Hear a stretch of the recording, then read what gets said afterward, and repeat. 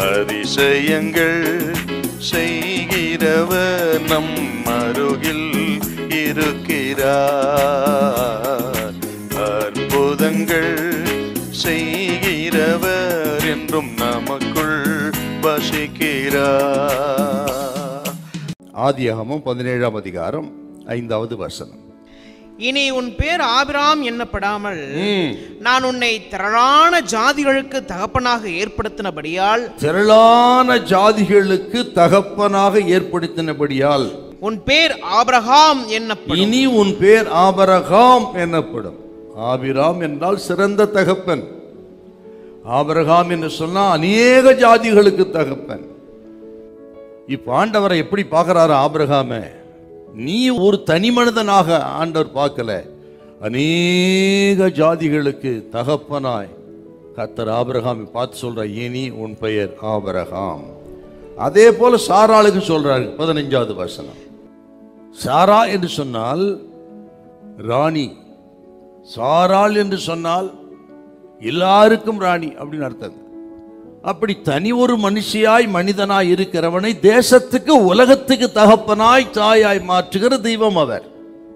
அப்படித்தான் ஆபிரகாமை பார்க்கிறார், சாராளையும் கர்த்தர் பார்க்கிறாரு.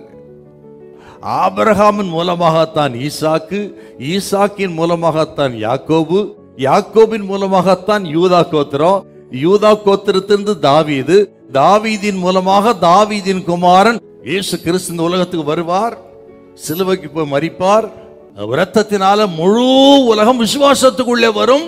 ஆகவே ஆபிரகாம் நீ தனி மனிதன் அல்ல, உனக்குள்ளே முழு உலகமும் இருக்கிறது.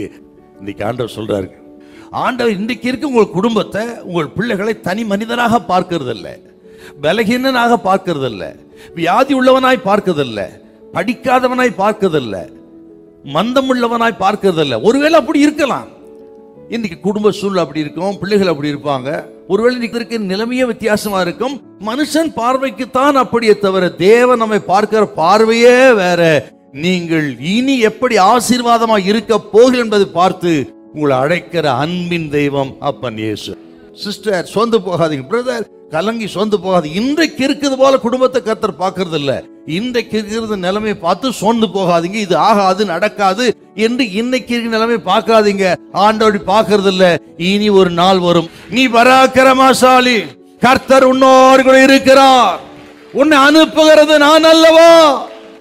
உனக்கு இருக்கிற இந்த பலத்தோடு இப்போ இன்னைக்கு இருக்கிற பலகீனங்கள், தோல்விகள், எதிரான சூழ்நிலைகள் அதெல்லாம் பார்த்து ஒரு தப்பான முடிவுக்கு வந்துடாதீங்க.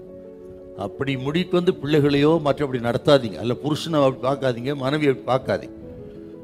ஆண்டவரின் பார்வை நமக்கு வேணும். ஹல்லேலூயா, ஹல்லேலூயா.